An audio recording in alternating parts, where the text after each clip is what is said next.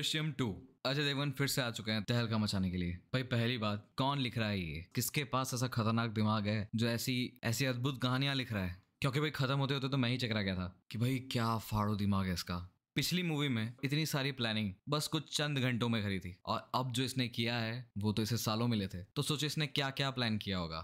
जी हाँ, बिल्कुल, इसने वो प्लान किया जो कोई सोच ही नहीं सकता। तभी तो ये दृश्यम है और तभी इसकी इतनी बड़ी फैन फॉलोइंग है।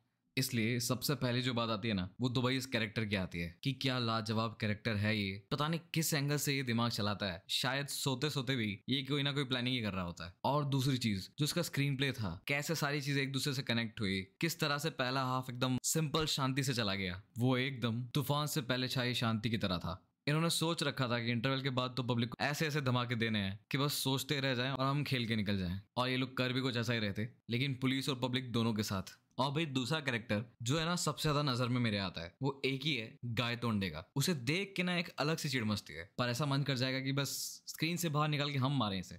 इसके सेकेंड हाफ में मैं इतना खो गया था कि मैं पॉइंट्स भी लिखना भूल गया था रिव्यू के। लेकिन भाई जो चीज थिएटर में बरकरार थी वो ये था कि हर किसी को विश्वास था हमारा विजय कुछ भी करके बाहर निकल ही आएगा। पिछली बार से इस बार ज्यादा मजा क्यों आया, उसका सबसे बड़ा मेन रीजन था डीएसपी का बैकग्राउंड म्यूजिक। बात करें डायरेक्शन की तो कोई कमी तो दिखी नहीं, क्योंकि पूरा का पूरा कैरेक्टर और स्क्रीन प्ले ने ही ध्यान खींच लिया था। बस एक चीज जो थी, मुझे ऐसा लगा कि इन्होंने स्क्रिप्ट को थोड़ा सा ज्यादा खींच दिया, थोड़ी सी छोटी और स्क्रिप्ट हो सकती थी।